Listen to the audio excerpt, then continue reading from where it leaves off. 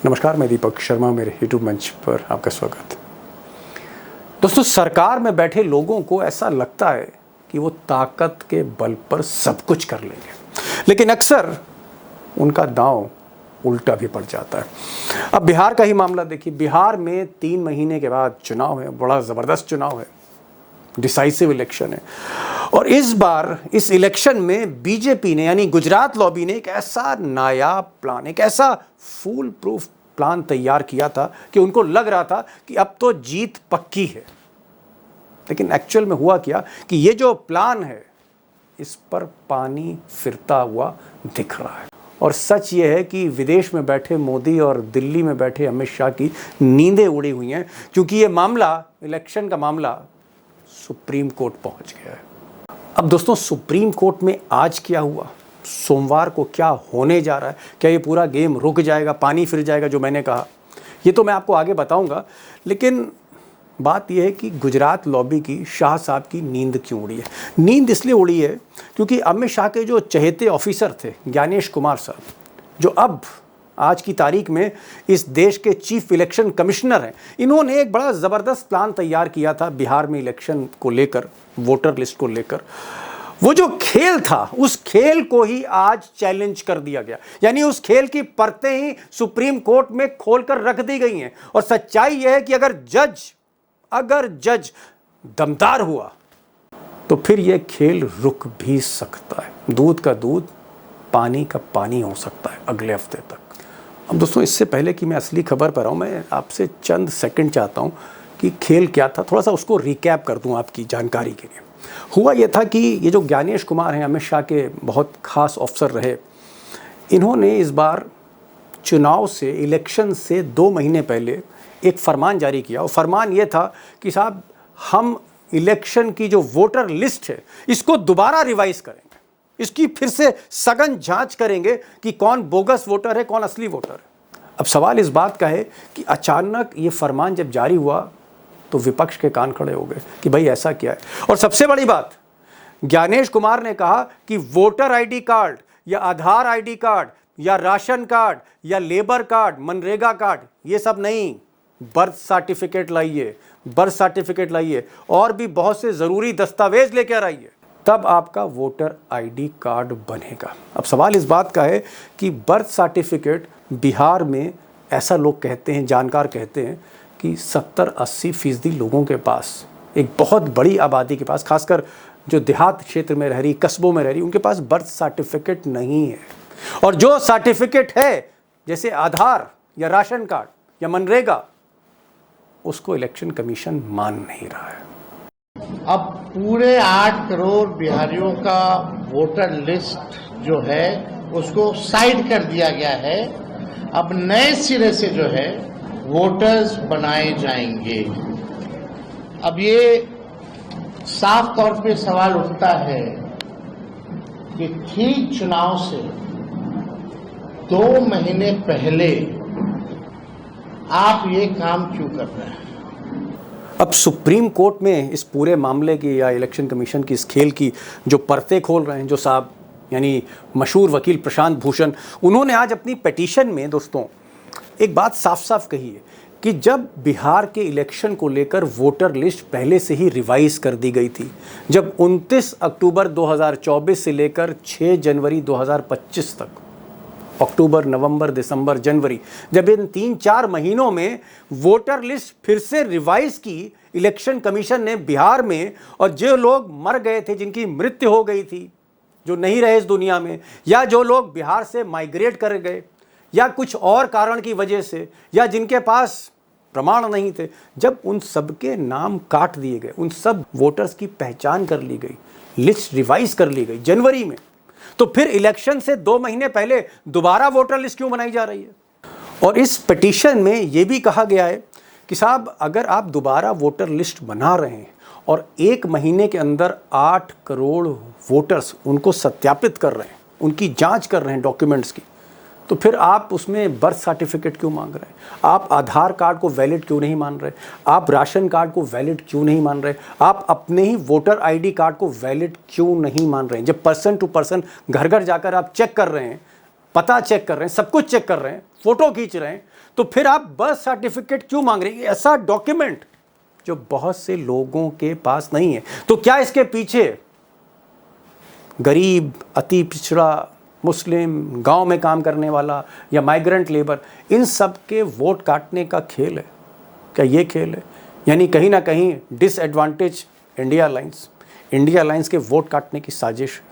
अब दोस्तों, जो सबसे बड़ा सवाल है, बिग क्वेश्चन, कि क्या सुप्रीम कोर्ट आने वाले हफ्ते में इस पूरे खेल को रोक देगा? क्योंकि जो प्रमाण हैं, जिस तरह के दस्तावेज इकट्ठे किए गए और जहां पर ये जो प्रक्रिया है दोबारा शुरू की जा रही है इलेक्शन से 2 महीने पहले, कई नियमों का उल्लंघन करती, कानून का उल्लंघन करती, कानून ताक पर रखकर ये जो प्रक्रिया शुरू की गई है, क्या ये केस मेरिट पर है? और अगर मेरिट पे है और सुप्रीम कोर्ट रोक देता है तो एक ही सवाल है, फिर बीजेपी का क्या होगा? शाह साहब का क्या होगा, जो उन्होंने इतनी मेहनत से प्लान तैयार किया? एक बड़ा सवाल है। और क्या फिर ये हम माने कि इट्स एडवांटेज इंडिया अलायंस? क्या फिर तेजस्वी साहब का रास्ता साफ हो रहा है, राहुल गांधी का रास्ता साफ हो रहा है? क्या हम इसको ये माने? अब दोस्तों, आज का जो सवाल है, सीधे सीधे सुप्रीम कोर्ट में जो प्रोसीडिंग्स होने वाली हैं उसी पर निर्भर करेगा उसका जवाब। और इसीलिए आज मैंने, जिन्होंने पिटीशन फाइल करी है, मैंने आज उनको बुलाया है, जो याचीकर्ता हैं उनको बुलाया है। और याचीकर्ता इस देश के जाने माने प्रोफेसर हैं, IIM अहमदाबाद के professor, association for democratic reforms के आप कह सकते हैं फाउंडर मेंबर जगदीप छोकर साहब हैं। और जो जगदीप साहब हैं, इससे पहले मोदी जी को बहुत परेशान कर चुके हैं। इलेक्टोरल बॉन्ड का जो केस था उसमें भी पिटिशनर जगदीप साहब थे और इस मामले में भी पिटिशनर जगदीप साहब। मैंने आज उनको न्योता दिया, बिजी आदमी, लेकिन मैंने आज उनको बुलाया, प्रोफेसर साहब को। और मैंने सबसे पहले तो ये पूछा कि भाई, आप मोदी और शाह से पंगा क्यों ले रहे हैं और इतना जोखिम क्यों उठा रहे हैं आप देश के लिए, बिहार के लिए? आप तो बिहार के हैं भी नहीं। बहुत सी बातें उनके साथ हुई हैं, कई राज उन्होंने खोले, कई लूप होल्स उन्होंने उजागर किए। मुझे लगता है कि प्रोफेसर साहब को ज़रूर सुनिए, आपको ये पता लगेगा कि इस मुल्क में चुनाव किस तरह से जीते जा रहे हैं, इसकी आपको झलक मिलेगी। मेरा सवाल ये है कि आप क्योंकि चुनाव नहीं लड़ रहे हैं, आप किसी पॉलिटिकल पार्टी से नहीं है और आपका कोई रिश्ता भी नहीं, चाहे कांग्रेस हो या तेजस्वी की पार्टी हो या नीतीश कुमार की पार्टी हो, बीजेपी हो, आप सुप्रीम कोर्ट गए क्यों? मैं एक 2 लाइन में जवाब चाहता हूं कि आप सुप्रीम कोर्ट क्यों गए? ऐसा आपको क्या लग गया आपकी आंखों को, जगदीप साहब? हमें यह लगा कि चुनाव की जो प्रकृति है, जो जिस तरीके से चुनाव होने चाहिए, उसका उल्लंघन हो रहा है। ओके। इससे 2-3-4 करोड़ लोगों को का चुनाव अधिकार छीनने की आशंका है। ओके। एक तो वो, दूसरा ये कि हमारे साथ इस पिटीशन में 5 बिहार के नागरिक भी हैं। ओके, ठीक है जी। तो इसलिए हम गए। पहली बात तो ये, हमने ये पब्लिक इंटरेस्ट फाइल किया है। ठीक है। नहीं तो आपको क्या लगता है कि क्या आपको लगता है, मैं तो बहुत साफ तौर पे आपसे पूछ रहा हूं, मैं चाहूंगा ईमानदारी से साफ जवाब आए, दिल से बात आए। क्या आपको लगता है चुनाव आयोग पर आपको शक है कि ये जो अंपायर की भूमिका है, ये भूमिका सही नहीं है, संदिग्ध भूमिका है, अंपायर की भूमिका में नहीं है, पक्षपात कर रहा? आपको ये लगता है कि बीजेपी और चुनाव आयोग का कहीं गठजोड़ है और जिसको लेकर ये एक्सरसाइज किया जा रहा है कि भाई 2-3 करोड़ लोगों का, जो हो सकता है इंडिया अलायंस के वोटर हो, उनका वोटिंग राइट छीन लो? आपको ये लग रहा है कि ये मैच फिक्सिंग हो रही है कोई? देखिए, पहली बात आपने कहा कि सच सच खुल के जवाब आना चाहिए। किसी को भी मैं खुल के ही जवाब देता हूं। ठीक है। आपके सवाल का जवाब ये है कि हमें नहीं मालूम कि इलेक्शन कमीशन और बीजेपी मिले हुए हैं या वो इंडिया ब्लॉक के वोटर्स को हटवा रहे हैं, हमें नहीं मालूम। हमें ये मालूम है कि जो हो रहा है वो चुनाव की प्रक्रिया के मुताबिक नहीं है। हमारा कंसर्न है with the process of election. जी। प्रोसेस ऑफ इलेक्शन गलत हो रहा है, इसलिए हम गए हैं। किस पार्टी को नुकसान हो रहा है, किसको फायदा हो रहा है, उससे हमें मतलब है ही नहीं। ठीक है, मान लिया जगदीप साहब, चुनावी प्रोसेस ठीक नहीं है। ये ठीक है। चीज, ये जो काम कर रहे हैं, ये काम ठीक है, लेकिन ये 1 महीने या 2 महीने में होना गलत है। और जब बिहार में फ्लड आया हुआ है गलत है, जिसमें बिहार के माइग्रेंट लोग कुछ भी नहीं कर पाएंगे वो गलत है। अगर यही काम 2 साल में होता जैसे कि सुना है 2003 में हुआ था, तो हम कुछ भी नहीं करते। जी नहीं, मैं आपकी बात मान रहा हूँ प्रोफेसर साहब। आप तो IIM अहमदाबाद के में प्रोफेसर रहे साहब, देश की सबसे जो है इंटेलेक्चुअल संस्था है मैनेजमेंट की, उसमें आप रहे। आप लोगों की और लोकतंत्र की लड़ाई लड़ते रहे, एक उम्र आपने गुजार दी, इतना बड़ा रिस्क लेते। मैं उस पर नहीं कह रहा हूँ, मैं सिर्फ ये कह रहा हूँ कि भाई chief election commissioner Gyanesh Kumar ने कहा कि भाई हम कुछ भी गड़बड़ नहीं कर रहे हैं। अगर हम किसी का बर्थ सर्टिफिकेट मांग रहे हैं तो जगदीप धनखड़ साहब को क्यों आपत्ति हो रही है, राहुल गांधी को क्यों आपत्ति हो, लोगों को। हम तो बर्थ सर्टिफिकेट मांग रहे हैं, भैया बर्थ सर्टिफिकेट दिखा दो अपने माँ बाप का अपना, या हम कुछ डॉक्यूमेंट्स मांग रहे हैं। इस पर आपत्ति क्यों है जगदीप साहब आपको? इस पर आपत्ति यूं है कि बिहार में 75 से 80% लोगों के पास ना अपने बर्थ सर्टिफिकेट हैं और माँ बाप के होने का तो सवाल ही नहीं पैदा होता। ओके। एक भारत सरकार का ही कोई सर्वे है, वो रिसेंटली हुआ था, हेल्थ या फैमिली हेल्थ, उसमें ये बताया गया था कि 2.8% लोगों की बर्थ रजिस्टर हुई हैं। ओके। जब 100 में से 3 बर्थ रजिस्टर होती हैं तो बाकी 97% लोग अपना बर्थ सर्टिफिकेट कहां से लाएंगे? और सुन लीजिए, मुझे जो मुख्य चुनाव अधिकारी ने कहा है उसका मैं जवाब नहीं दे रहा, उसका जवाब देना मेरा काम भी नहीं है। लेकिन जो कागज 11 लिखे हैं, वो कागज में उन्होंने रिक्वायरमेंट है कि ऐसे कागज दीजिए जिसमें जन्म डेट ऑफ बर्थ का प्रूफ हो और प्लेस ऑफ बर्थ का प्रूफ हो, दोनों मांगे गए जी। इसमें एक डॉक्यूमेंट है हाई स्कूल सर्टिफिकेट। पहली बात तो यह कि हाई स्कूल सर्टिफिकेट में प्लेस ऑफ बर्थ नहीं लिखा होता, सिर्फ डेट ऑफ बर्थ लिखा होता है। आप अपना भी देख लीजिए, ठीक है। तो उन्होंने ऐसा डॉक्यूमेंट क्यों मांगा जो पूरा काम करता ही नहीं है? सर्कुलर में बहुत सी गलतियां हैं, मैं आपको 5-6 और बता सकता हूं, लेकिन समय नहीं है। लेकिन वो डॉक्यूमेंट बनाने में जल्दबाजी बिल्कुल साफ दिखती है। ये लिखा है 24 तारीख को सर्कुलर इशू हुआ और ये लिखा है एक शेड्यूल है उसमें डेट वाइज कि 25 तारीख से काम शुरू हो जाएगा।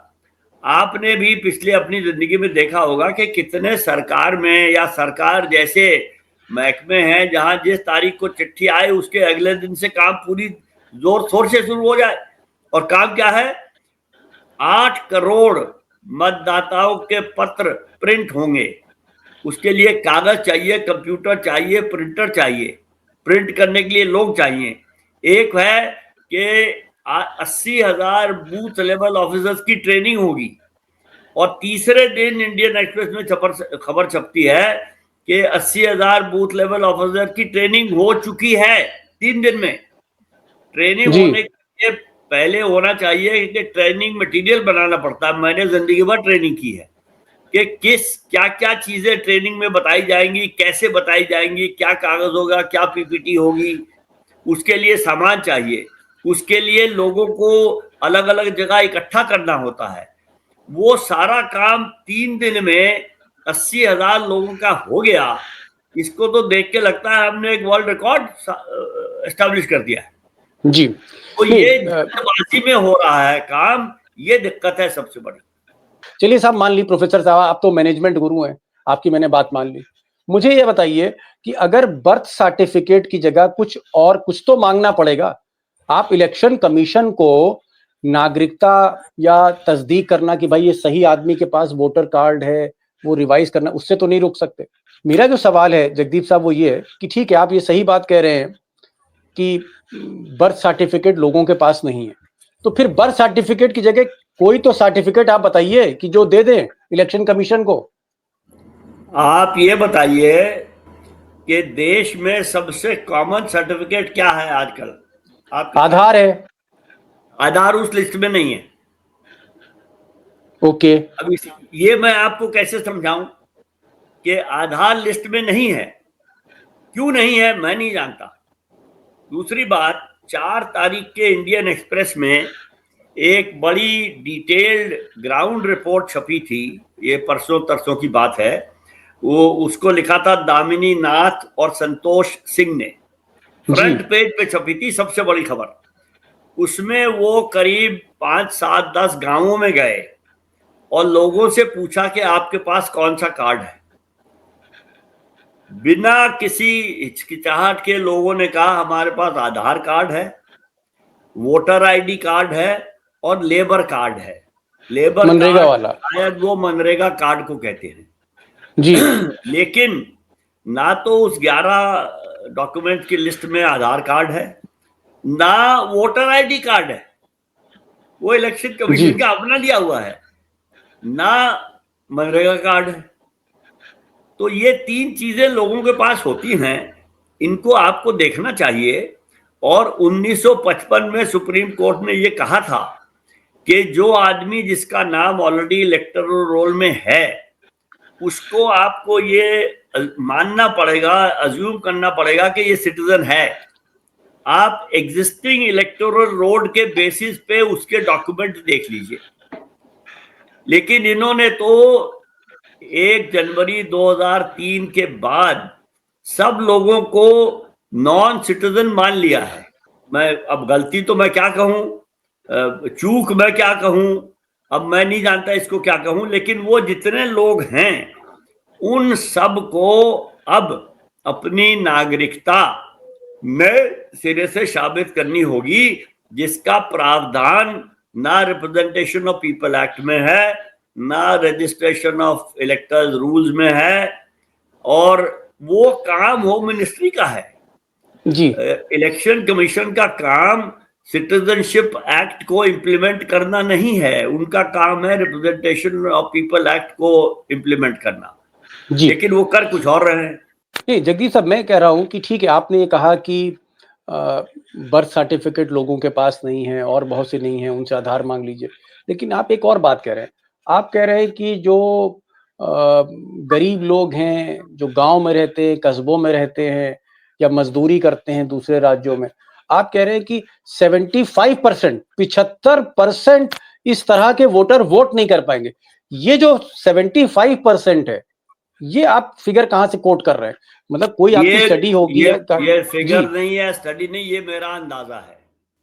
और वो इसलिए है कि करीब 20% कहा जाता है, वो होता है करीब 2 करोड़, लेकिन है मेरे ख्याल में 3-4 करोड़ जो दूसरे शहरों में और दूसरे स्टेट्स में जाके माइग्रेंट लेबर काम करते हैं। अब आप देखिए, वो जो खेत मजदूर का काम कर रहे हैं पंजाब में, हरियाणा में, पूरे का पूरी फैमिली चली जाती है और बंबई, मद्रास, कलकत्ते में लोग ये बिल्डिंग बनाने के काम में लगे रहते हैं, वो वहां हैं। अच्छा, उनके घर में वो ERO या BLO जाएगा, घर बंद मिलेगा, फिर जाएगा फिर बंद मिलेगा, तो वो तो वहां से आने वाले नहीं हैं।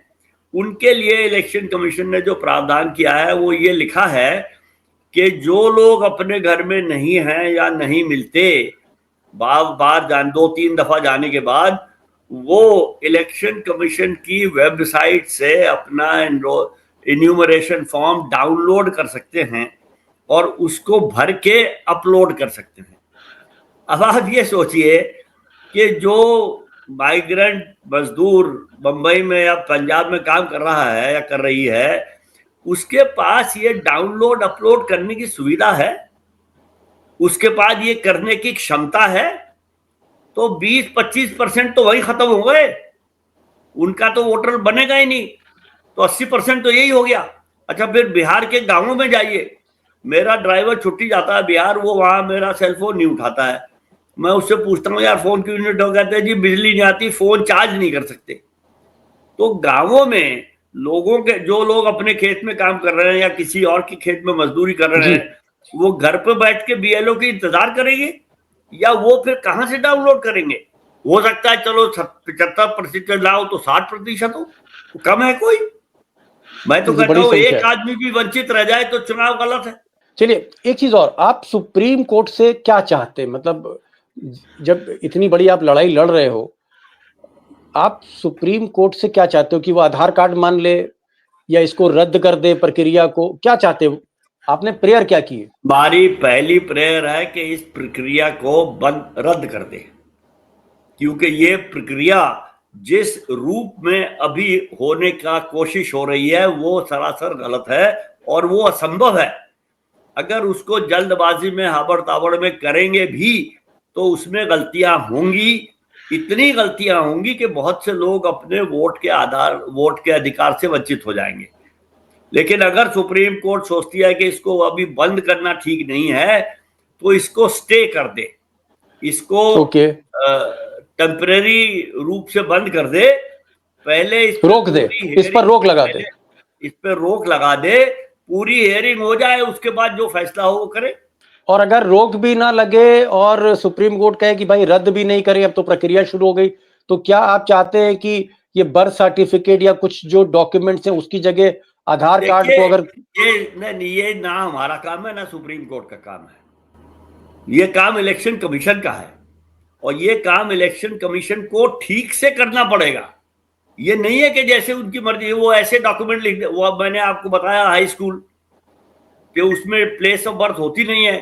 दूसरी बात, आप बताइए, आपके हिसाब से बिहार में 8 करोड़ लोग में से कितने लोग हैं जो हाई स्कूल में पास किए हैं?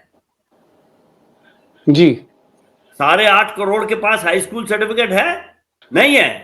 पहली बात तो इलेक्शन कमीशन को सब लोगों से इसकी चर्चा करनी चाहिए। इलेक्शन कमीशन में एक, मुझे लगता है, ये मेरी गलती हो सकती है, कि इलेक्शन कमीशन को जो उसका रोल है, जो उसका काम है, उसके बारे में मेरे ख्याल में कुछ गलतफहमी है।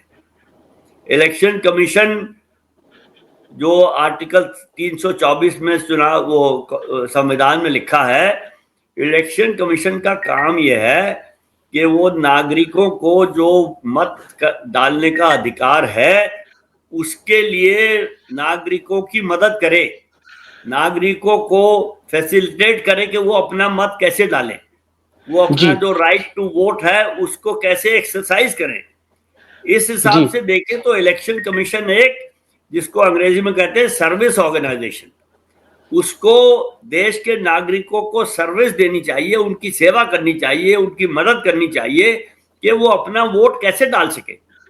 जो इलेक्शन कमीशन कर रहा है वो समझता है कि वो एक बहुत बड़ी मालिक या मदद करने की जगह परेशान कर रहा है, परेशानियां खड़ी हो रही। वो कहता है कि इलेक्शन करना उसकी टोटल जिम्मेवारी है और किसी का उसके साथ कोई दखल नहीं है और वो सबसे ज्यादा जानता है कि हम क्या करना चाहते हैं और जैसे हम कहें वैसे करें। भाई जनता से भी पूछना चाहिए और राजनीतिक दलों से भी पूछना चाहिए कि भाई हम ये करना की कोशिश, ये करने के बारे में सोच रहे हैं, आपका इसके बारे में क्या ख्याल है। ये चर्चा हो जाए तो जितनी गलतियां अब मैं निकाल रहा हूं या और लोग निकाल रहे हैं वो उस चर्चा में आती और उनके जो सॉल्यूशन है वो हो जाते वहां। नहीं, आपने तो प्रोफेसर साहब 8-10 गलतियां निकाल दी। ऐसी गलतियां आपने इलेक्टोरल बॉन्ड में निकाली थी, वो मुकदमा आप लोग जीत गए थे। मुझे ये बताइए, मान लीजिए अब, क्योंकि भाई देखिए संकट तो है, इलेक्शन कमीशन अपना काम कर रहा है, ठीक है, उसके पीछे सरकार हो सकती है, अमित शाह हो सकते हैं, मोदी, मैं इसमें नहीं जा रहा हूं क्योंकि आप पॉलिटिकल जवाब देते नहीं हो। मैं ये कह रहा हूं कि मान लीजिए इलेक्शन कमीशन कहता है कि जगदीप जी आप पिटिशनर हैं, हम आधार कार्ड को मान लेते हैं, हम अब बर्थ सर्टिफिकेट नहीं मानेंगे, तो क्या ये मंजूर है? और सुप्रीम कोर्ट कहता है कि हाँ साहब आधार कार्ड से कर लीजिए। देखिए, मैंने आपको बताया जनता के पास 3 कार्ड हैं, आधार कार्ड, वोटर आईडी कार्ड और लेबर कार्ड या मनरेगा कार्ड। पहली बात तो ये जो है कि 1 जनवरी 2003 से जितने लोग हैं उनके नाम कट गए, ये गलत है, ये वापस होना चाहिए। ओके। इलेक्शन कमीशन को ये करने का कानूनी अधिकार नहीं है। ओके। ये वापस होना चाहिए और 2024 के जो इलेक्टोरल रोल हैं जिन पे पिछला चुनाव हुआ था उसको वेरीफाई करना चाहिए। ये तरीका है, ये सुप्रीम कोर्ट के 1955 की जजमेंट में लिखा है। ओके। तो वो सारी चीज खत्म हो गई, अब नए सिरे से। अब कहने वाले तो ये भी कह रहे हैं कि ये एनआरसी हो रहा है क्योंकि कागज मांग रहे हैं और लोग कहते हैं कागज कहां से लाए, कागज हमारे पास है ही नहीं। तो ये लोग शक कर रहे हैं और ओके। किसी हद तक ये शक गलत नहीं है, क्योंकि वैसा ही कुछ हो रहा है। जी, जगदीप साहब एक पर्सनल सवाल पूछना चाह रहा हूँ, क्योंकि आप बेधड़क आदमी हैं और किसी से आप डरते नहीं। मैं एक चीज़ पूछना चाह रहा था आपसे कि भाई आप आईआईएम के प्रोफ़ेसर रहे, इतना आपका नाम है, शोहरत है, कॉर्पोरेट दुनिया है, बड़ी-बड़ी कंपनियाँ हैं, आपने बड़े-बड़े सीईओ जो है बना डाले, आपके जो चेले हैं वो कहीं सीईओ है, कोई चेयरमैन है। ये अच्छी खासी ज़िंदगी चल रही थी, आप ये मोदी से पंगा, कभी अमित शाह से पंगा, कभी इससे पंगा, कभी इलेक्टोरल बॉन्ड में, कभी इसमें, ये सब क्यों करते हैं आप? इतना जोखिम क्यों उठा रहे हैं आप? बड़ा यानी पर्सनल आप सवाल है। ये आपने पर्सनल सवाल है और मैं जवाब इसका बिल्कुल दूंगा। आप जो ये कह रहे हैं ये ठीक नहीं, ये गलत है। मैंने किसी से पंगा नहीं लिया। आपने मोदी और शाह का नाम लिया, वो प्रधानमंत्री हैं, वो गृह मंत्री हैं, अपना काम कर रहे हैं। हाँ, और आप ये भूल अरे साहब, रहे हैं कि इलेक्टोरल बॉन्ड में आपने मोदी जी का हमने अपमान करा दिया इतना। नहीं नहीं, हमने अपना काम आप तो मुकदमा हार गए, आप जीत गए। 1999 में हमने अपना काम शुरू किया था। नहीं ठीक है, मैं कह रहा हूँ तो why you are taking so much risk, इतनी दुश्मनी क्यों ले रहे हैं आप? या हम ये रिस्क इसलिए ले रहे हैं कि हम चुनावी पद्धति को ठीक रखना चाहते हैं और लोकतंत्र को खतरे से बचाना चाहते हैं। अगर चुनाव ठीक नहीं होगा तो लोकतंत्र नहीं होगा, और चुनाव पद्धति अगर ठीक नहीं होगी तो चुनाव का नतीजा कैसे ठीक होगा। तो हमारा काम 1999 से और आज तक चुनावी पद्धति को ठीक करवाने का है। हमारा किसी सरकार से, किसी नेता से, किसी राजनीतिक दल से ना तो प्रेम है ना दुश्मनी है। अच्छा हम अपना काम जी, करते हैं जो कि चुनावी पद्धति और लोकतंत्र की रक्षा करना। उससे जी अगर किसी को ये लगता है कि जो वो कर रहे हैं उसको हम गलत बता रहे हैं, तो अगर वो चुनावी पद्धति के लिए और लोकतंत्र के लिए गलत है तो हम उसको गलत बताएंगे। जी। जगदीप साहब professor Indian institute of management Ahmedabad में रहे, मैनेजमेंट गुरु हैं और पिछले 25-26 वर्षों से जो संस्था इन्होंने बनाई है, association for democratic reform, supreme court में और तमाम जगह हाई कोर्ट में जाकर इंसाफ की लड़ाई लड़ती कि लोकतंत्र और बेहतर हो सके, डेमोक्रेसी और बेहतर हो, वाइब्रेंट हो, उसमें गड़बड़ियां ना हो। जैसे इलेक्टोरल बॉन्ड है, इलेक्टोरल बॉन्ड में भी इनकी संस्था ने पिटीशन किया और ये मुकदमा जीते, इलेक्टोरल बॉन्ड को खारिज करा दिया इन्होंने। एक बहुत बड़ा आप कैसे आघात लगा मोदी और शाह को। और इस बार बिहार पर फोकस है, ये कह रहे हैं कि बिहार में जो कुछ हो रहा है गैर कानूनी हो रहा है। आज इन्होंने कहा कि इलेक्शन कमीशन जो कुछ कर रहा है, जिस तरह से गरीबों से, दलितों से या आम आदमी से या मजदूरों से बर्थ सर्टिफिकेट मांग रहा है और तमाम सर्टिफिकेट मांग रहा है जो उनके पास है नहीं, किसी तरह से एक साजिश के तहत उनको आप वोट से रोक रहे हैं। और जगदीप साहब कह रहे हैं कि कम से कम 2.5 से 3 करोड़ या उससे ज्यादा लोग वोट नहीं दे पाएंगे। आप उनका राइट छीन रहे हैं, जो अधिकार है। और इसलिए सुप्रीम कोर्ट में गए और ये चाहते हैं कि ये प्रक्रिया रुके या फिर ये रद्द हो। और अगर कोई बीच का रास्ता निकलता है कि भाई चलो आधार कार्ड को मान लें, तो हो सकता है ये लोग मान जाए। लेकिन फिर भी जो मैंने आखिरी सवाल पूछा, बड़ा अच्छा आपने जवाब दिया कि हम जोखिम से नहीं डरते, जोखिम लेते हैं हम, और इसलिए लेते हैं क्योंकि हम चाहते हैं कि देश का जो लोकतंत्र है वो कहीं ना कहीं सुचारू रूप से चलता रहे। मैं आपके सेंटिमेंट्स को, मैं आपके इरादों को और आपके जो जिस तरह से आप भिड़ जाते हैं, मैं इस बेखौफ अंदाज को मैं सलाम करता हूँ। जगदीप साहब ऐसे ही आगे लड़ते रहिए। कम से कम आप जैसे लोग इस देश में प्रोफेसर साहब हैं जो कहीं ना कहीं जिनको देश की चिंता है, वरना देश की चिंता, मैं ईमानदारी से कह रहा हूँ, किसी नेता को नहीं है। Thank you so much Jagdeep साहब फॉर ज्वाइनिंग दिस प्रोग्राम।